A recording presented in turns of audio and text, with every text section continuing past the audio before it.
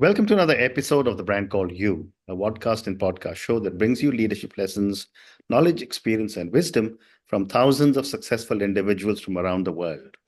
I'm your host, Ashutosh Garg, and today I'm delighted to welcome an accomplished professional from Copenhagen, Denmark, Mr. Kasper Sierslev. Kasper, welcome to the show. Thank you so much for having me. Kasper is the Chief Commercial and Creative Officer of Zite, which is Zite. I hope the pronunciation is correct. He's also an author of 2 books. So, Kasper, before we start talking about all the work that you're doing, tell me about your own journey in brief. So it's I think it started very traditional coming in and working in advertising. I actually started as a copywriter, but I've always been drawing. So I ended up doing kind of both, being both art direction and copywriting. And then for many years it was the traditional advertising creative job. And then at one point, there are some detours, of course, I ended up as a creative at Maersk, a big shipping company. Yeah.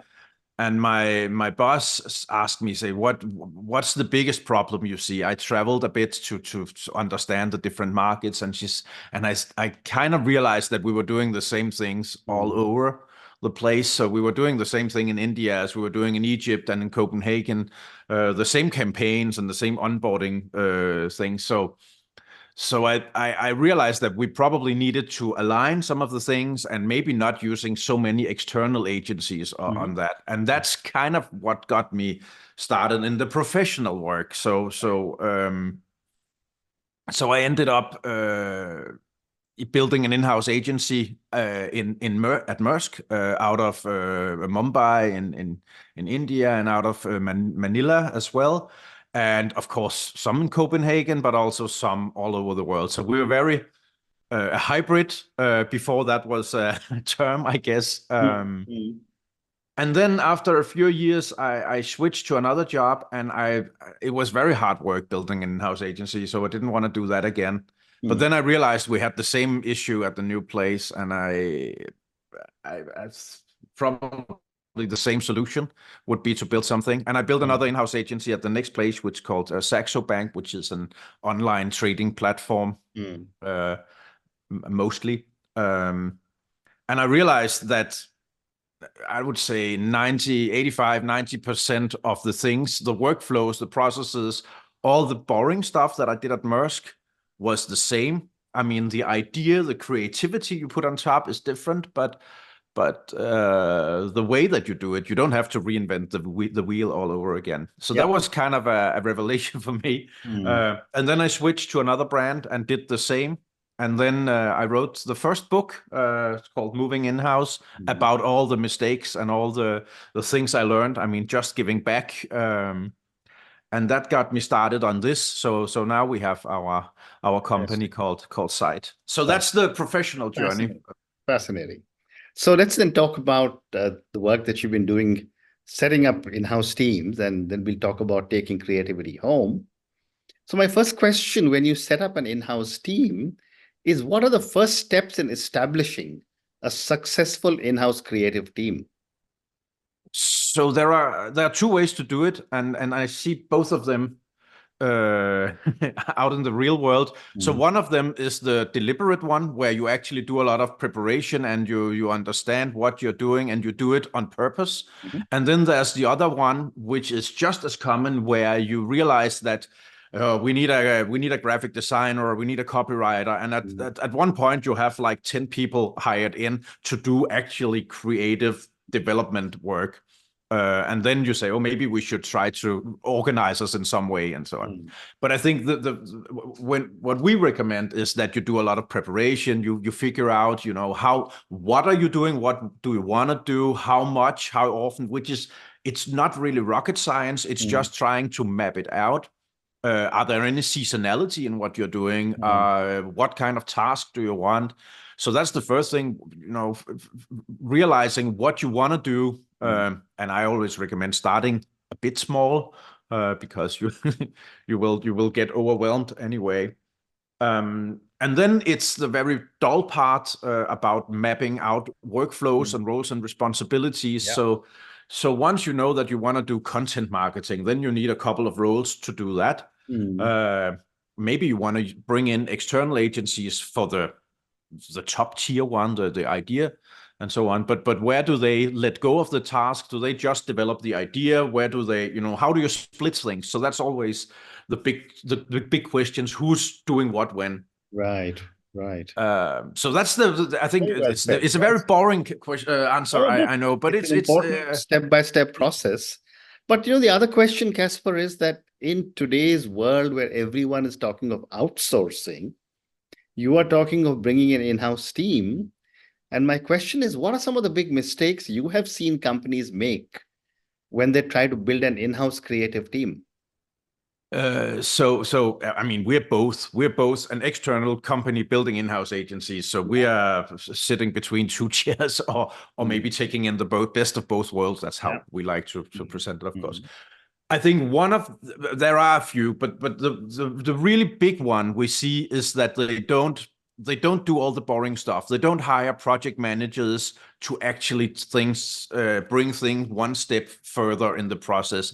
They often they hire in graphic designers and they let them kind of manage themselves. They also let them do project management. And if I learned a couple of things over the years at advertising agencies and in-house agencies, is that art directors and copywriters and graphic designers and the creative people as such are not really good project managers. They forget to reply on something, and it takes, I think there are studies that says it takes like up to 15 minutes to get your head into something again. So if you're disturbed by an email or a phone call or something like that, it's very difficult to actually come back.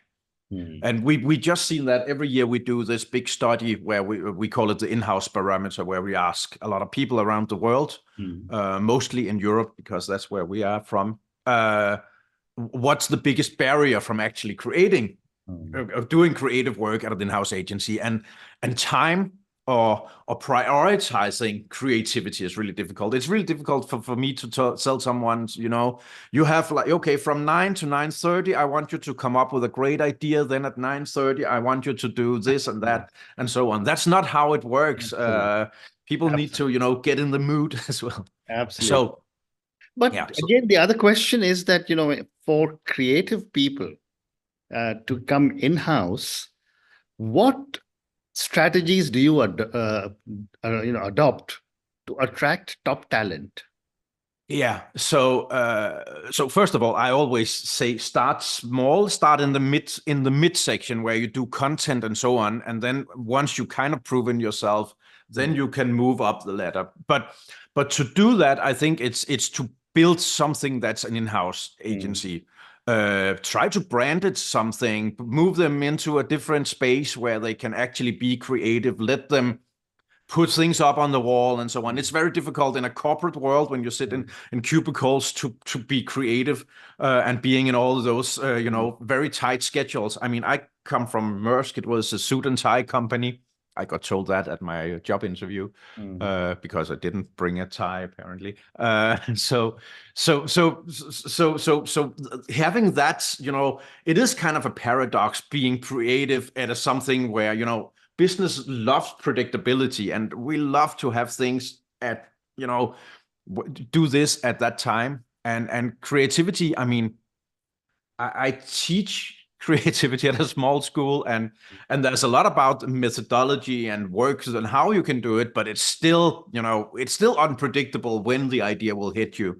So I would say, find a space, make it a bit mysterious, put a sign up saying this is our agency, this is where we do creative work, have a place where people can, shut down the windows and work on ideas. Then the next one is really to encourage people to trust making mistakes, failures, try out things, have an hypothesis on something and say, let's just do it small scale and see if it works, and then learn from it. And I mean, you can do that as well in big companies, but it's just not the norm, at least where I come from, to try to actually encourage failure or test out. So well said, well said. And the other question that I have is that how do you balance creative freedom that a team wants with the commercial objectives of an organization? yeah, so I mean, creativity is a lot of things. For me, when you do commercial creativity like advertising, and so it's not. I mean, it's very much a given task. So you have a task to do something for a company. So I think it's very important to understand that it's not. It's not total freedom and you can just come up with whatever. Very often you have a purpose on what you're doing. You have a goal that you want to achieve. You want someone to buy something. So creative freedom is, of course, to within that frame to come up with something that can attract eyeballs, I guess, and interest. But it's not total freedom and just it's not art we're doing. We're doing commercial creativity. Well said. The other thing that I've often noticed with in-house teams is that you need some very senior and experienced people, and you need some young people. So how do you balance the need for experienced professionals versus nurturing young talent in an in-house setup? So I think we actually was I wouldn't say worried, but we were concerned if we could bring talent in-house. Because, I mean, when I started out like on in-house 10, 12 years ago, it was very much the place where creative people came to die, people said. It was like, yeah, okay, so you've given up on being creative and so on. But what we see now is that a lot of people want to come home. They don't want to do the crazy nights at advertising agencies and those long pitches where they don't know where it's going. But they still have the craft. So I think we've at least been very lucky to been able to attract. I wouldn't even say has-beens, but like me, but people who tried to living in the advertising world, but maybe have children and want a more normalized work, but still want to do the creative work. So I think that's the first thing. Then the other thing is, and I think it's kind of difficult at the moment due to all the online and hybrid stuff that we're doing since COVID is, and I don't really know the English word for it. I'm not sure there is one, but in Danish you call it mesterlære, which is taught by a master, and you sit next to the people. It's like a carpenter learning from the mastery. And I think that's very important, that you bring young people who want to try out, and I have to say that's one of the places where I'm a bit afraid of AI, because now AI can do all the things that young people used to do. Yeah. You used to bring them in and you used to say, give me 100 ideas on this, and you knew that 80% of it would be just rubbish and ready to throw away. But maybe there was something in there that you could pick, and now you can use AI for that. Absolutely. But I still recommend bringing in young people, having them have a go on something, because they just see things different. Yeah, in general, I mean, I think we aim for diversity in anything from race, gender, age. So you get that diverse look at what we are doing, because I mean it's very difficult if you sit. It's easy for me to say I'm like a white guy in the late 40s, but you know what I mean. Bringing in people who see the world different will challenge you on your viewpoints and your ideas and so on. So I think you should bring in a lot of young people and have them try out, and that's what we try to do. Great response. The second part of our conversation is, once that you've built a team, then you've got to try and bring the creativity home, and we'll talk of some of the tips, tricks, and techniques for bringing more creativity in-house. My first question to you, Kasper, is what are your top strategies for fostering a creative environment within an in-house team? Yes. So one of the things is actually to to talk about creativity. And we often, I mean, when we sometimes take over an in-house team and then try to shape them in our picture. And one of the first things we just start to do is talk about creativity. So we watch the best of Cannes reels, see this is great advertising. Why do you think this is great? Why do you think this is fun or this works and so on? Then we also talk about a lot of the data that actually proves that, I stole this quote from, I think it's Bill Bernbach, but I'm not sure. Maybe it's just, this says, you can't bore people to buy your products. You really need to do something that stands out. You can't just, write the brief and have people say, oh, that's interesting. I think there's another quote, if it was just, I forget that. It was just, if it was all about knowledge, we would all have PhDs and great apps, right? So creativity is a lot about bringing in attention, making people, have a community on thought, or say, oh, that's kind of funny. I know that from something. So the second thing is start talking about why creativity works, why it works to make a better idea. We also, I mean, it's old-fashioned, but submit for awards and celebrate when people do something really, really great. I think that's very important that we talk about creativity. Then the next thing is also, I mean, for most of my career, I didn't know where it came from. So, I mean, I was always scared that someone, the big imposter syndrome, that someone would find out that I didn't have any talents. And maybe I had the last great idea last time, and now I was just done. And then I realized that pretty much all creative people that I know have this.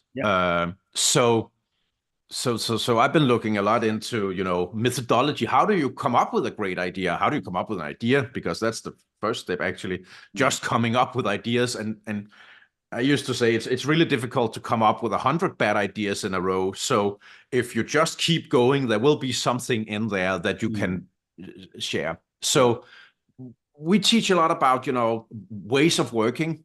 I think there's sorry, I do all these quotes. Say, inspiration is for amateurs. The rest of us go to work. And I think that's very much what we try to do. We try to have different ways to get the brain going. And sometimes we use AI to get us going, to get us started, so we don't have that blank piece of paper figuring out why do people.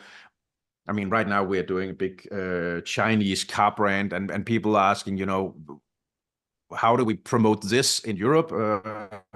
And then we just ask AI, what are the big barriers for Chinese electric cars? And you get a lot of input on that. And that's a starting point. And then you can start to work. Absolutely. Absolutely right.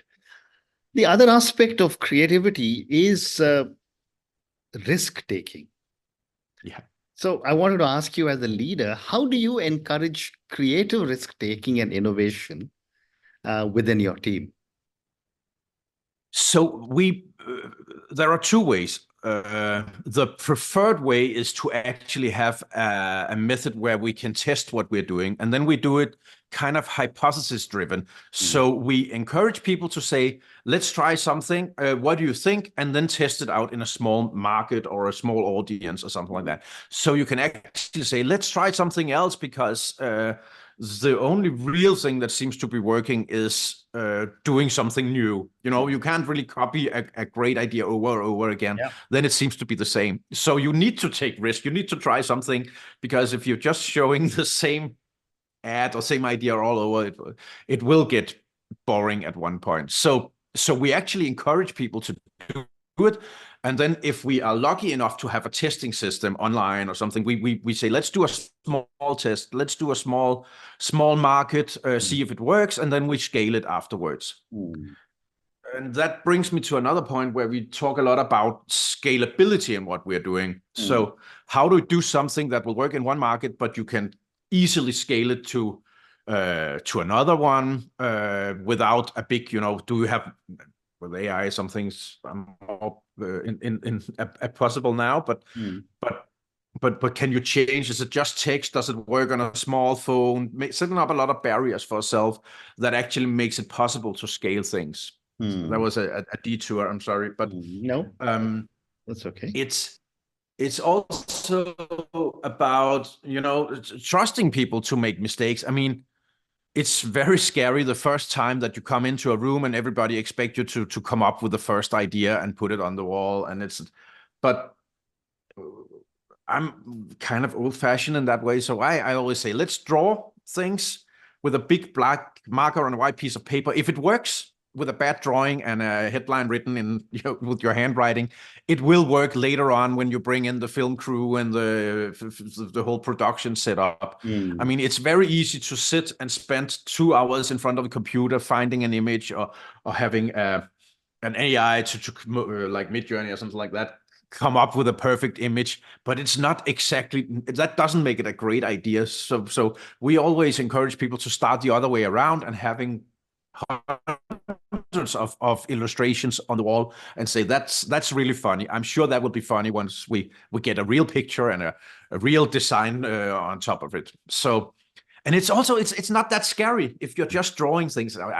Just put it up there. And Very well. but it's sorry, and it's my bad idea. So I always put up the first 20 bad ideas. Yes. My bad ideas will hopefully inspire someone else to do a slightly better idea, and that's how you get started. Fascinating. So I have time for one more question, and this question is: what role does diversity play in enhancing the creativity of an in-house team? Yeah, I mean, we already discussed it at one point, but I think it's all about seeing things from another angle. Okay. Having someone, you know, if you're all, and it's not about skin color or race, it's also about where do you come from, you know, are you a city boy or a farm boy, or where do you come from, what kind of, because I think what really works when you do advertising and creativity is kind of references. So if we all have the same idea of what's interesting or funny, and we can say, oh, I know that, or I know that feeling, or something like that, then I mean, and if we're all sitting in the same space and come from the same place, it's very difficult to actually see this is generally funny, or this is a real insight. But if you have someone coming from the other side of the world say, oh, that's funny in my culture too, or something like that, then you can actually have that diverse input. So I think that's why it's so important to have a mixed of any kind team that can, you know, that can bring another view on everything. Absolutely. So one last question, and I want to ask you about both your books. Tell me about your two books. So they're basically the same book written all over again. But no, the first one was a lot about the learnings and mistakes, because when I started building the first in-house agency, I couldn't find any literature on it. And I didn't really know a lot of people that I could ask. So I just started writing down my tips and tricks. And originally it was just for presentations. And then I realized there was a lot of articles, and I might as well just put them together in a book. The second one was a bit more on purpose, if you can say that. So that was very much our model. It was also realizing there's a lot of things that's really great when you're in-house. You're close to the business, you know the tools and tricks, and you know the products and the tone of voice. But you also get this, what do you call it, tunnel vision sometime, that you know you can only see things at one point, and you don't really get that inspiration from outside. So the second book is about, you know, how do you bring, when and how do you bring that outside in perspective in play? When should you actually work with someone else? How should you build this? We call it a win-win house. So it's not necessarily all in-house. It's also bringing in people from outside that can help you on specific tasks.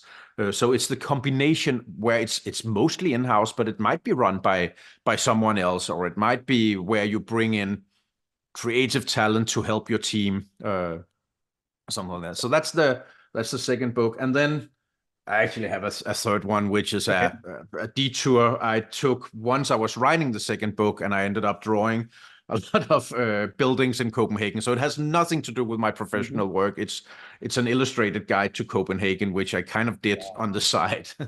Wow, that must be absolutely fascinating. But it's like so it's a small guidebook with illustrations. Fascinating. But Kasper, on that note, Thank you so much for speaking to me about your own incredible journey. Thank you for speaking about creativity, about setting up in-house creative teams, about encouraging these teams to become creative, talking about risk-taking, talking about failure, talking about so many other aspects of an in-house creative team. Thank you also for speaking to me about your books. Thank you Thank you so again, and good much. luck. Thank you for having me. Thank you. Thank you. Thank you for listening to the Brand Called You videocast and podcast, a platform that brings you knowledge, experience, and wisdom of hundreds of successful individuals from around the world.